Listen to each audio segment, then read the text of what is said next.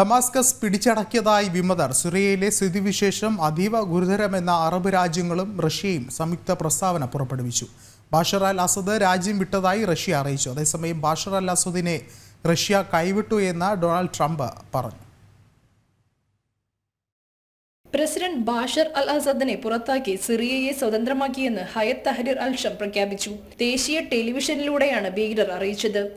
Bashar al Asad രാജ്യം വിട്ടതായി Russia സ്ഥിരീകരിച്ചു. ഡമാസ്കസിനെ മോചിപ്പിച്ചതായും സർക്കാരിന്റെ ഔദ്യോഗിക ടെലിവിഷൻ ചാനലിലൂടെ ഭീകരർ പ്രഖ്യാപിച്ചു. ഡമാസ്കസ്, ലറ്റാക്കിയ, ടർട്ടസ് നഗരങ്ങളിൽ ഹയത്ത് തഹ്രീർ അൽ ഷം വൻതോതിൽ മുന്നേറിയതായും വിവരങ്ങളുണ്ട്. അതേസമയം അറബ് രാജ്യങ്ങളും റഷ്യയും ചേർന്ന് സിറിയയിലെ സ്ഥിതിഗതികൾ അതീവ ഗുരുതരമെന്ന പ്രസ്താവന പുറത്തിറക്കി. അലപ്പോ, ഹമ, ഹോംസ് നഗരങ്ങൾ നേരത്തെ ഭീകര സംഘടന പിടിച്ചെടുത്തിരുന്നു. ശക്തമായ പോരാട്ടം മേഖലയിൽ തുടരുകയാണെന്ന വിവരങ്ങൾ പുറത്തുവരുന്നുണ്ട്. അലപ്പോ നഗരത്തിൽ ആക്രമണം നടന്നപ്പോൾ റഷ്യൻ വ്യോമസേനയുടെ ഇടപെടലുണ്ടായിരുന്നു. പുതിയ സംഭവ വികാസങ്ങളിൽ അത്തരം നിലപാടുകൾ ഒന്നും തന്നെ റഷ്യയുടെ ഭാഗത്തു നിന്ന് ഉണ്ടായിട്ടില്ല. റഷ്യ ബാഷർ അൽ അസദിനെ കൈവിട്ടെന്ന് ഡൊണാൾഡ് ട്രംപ് ആരോപിച്ചു. ഡമസ്കസ് ഭീകരർ പിടിച്ചടക്കിയതിനെ തുടർന്ന് ജനങ്ങൾ തെരുവിലിറങ്ങി ആഘോഷങ്ങൾ നടത്തുന്നതിന്റെ ദൃശ്യങ്ങളും പുറത്തുവന്നു. ഇന്റർനാഷണൽ ഡെസ്ക്, ജനം.